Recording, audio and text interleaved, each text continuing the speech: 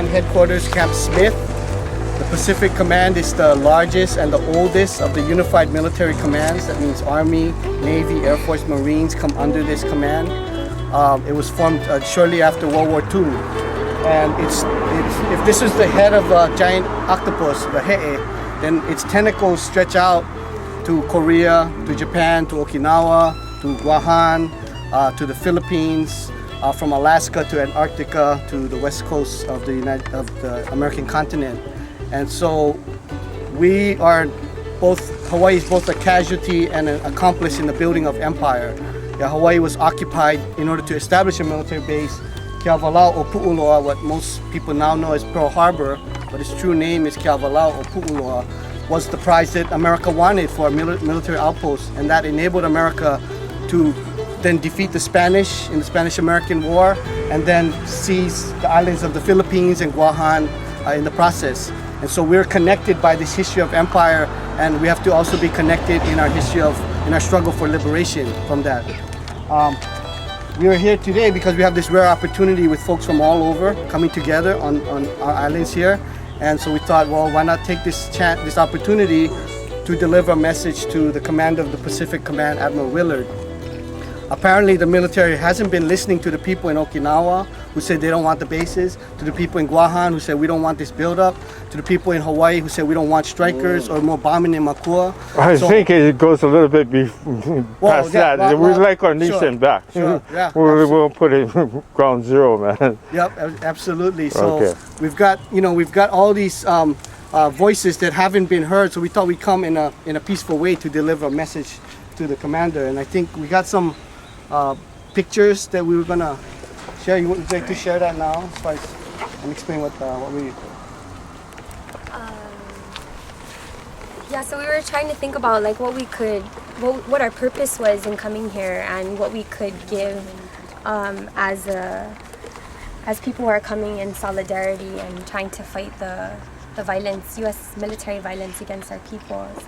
And so we came up with giving pictures, and these pictures are of sites and cultural artifacts that are going to be impacted, if they haven't been already, by the military buildup or the current military presence in Guam, at least.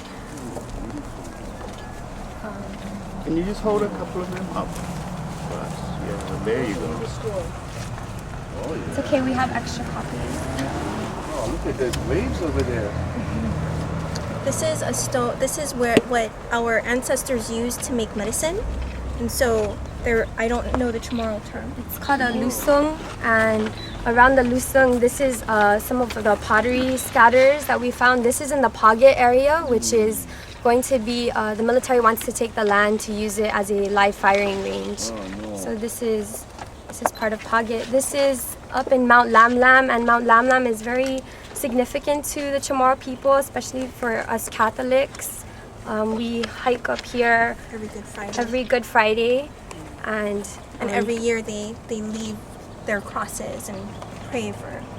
Yeah, and the military, this is the proposed site for the Army ballistic missile defense site. So again, just say that one more time, because the military dude behind you just of what course. you were saying. This is Mount Lamlam is the proposed site for the Army ballistic missile defense area. So they're trying to take this land away. So it's not just for us as indigenous peoples, or places where our islands are so small, or our nations are so small. It's not just land, it's our culture and it's our identities that are also at stake here. And I think all of us can connect to that and have to fight for those things. Also, you have a problem with your water too, correct? Our water, yes. Our landfills, everything is all going into you guys and the system. So this is all of the areas around Mount Lamlam. So it's all still very green. This is in the southern part of the island, and the lands that have yet to be developed.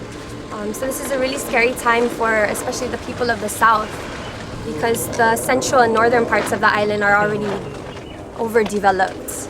This is Tarzan Falls.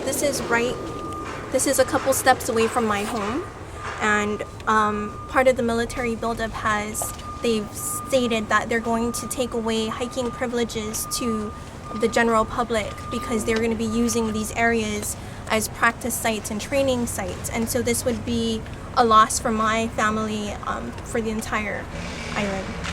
Are they using depleted uranium and rounds on Guam?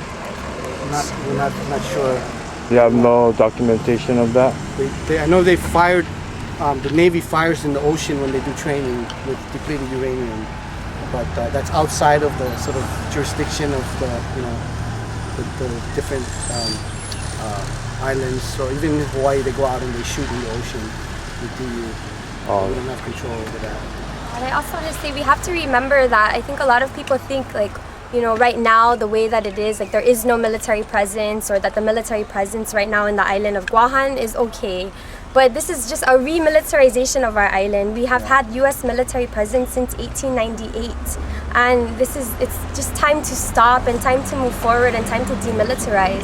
And I think films like Insular Empire, and I've already thanked Vanessa already, helps to open up the conversation. Even though we don't want to have it, it forces us to kind of talk to each other about these things. Also with Northern Marianas, there's issues between our own peoples. Chamorros from Guahan and Carolinians and Chamorros from the Northern Marianas, we haven't addressed ourselves as people. And we haven't addressed the injustice of just our political statuses, the difference in our political statuses.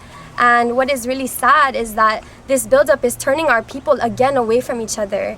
And I can speak to that because we've had meetings here in Hawaii with Chamorros from both political, entities, and they keep saying, like the people from Saipan will say, that's just a Guam thing. It's just a Guam thing. We'll help you, but it's just a Guam thing. It's not just a Guam thing. Tinian already is owned 1/3 or two.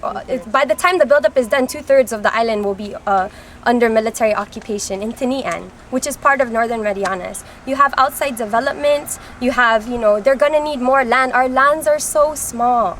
So small. Guahan is the size of Molokai. And we have, I think also our people are afraid to speak up, those who are back home. And there is some tension regarding how out there we are going to be and how much of a no do we say we're saying no to. And I think for the community back home, the diaspora is out here, we're close to the power base, and we are going to be able to, as much as we can, speak back to the power, truth to power. And we hope that we don't offend anybody by doing so, but we are fighting for Guahan.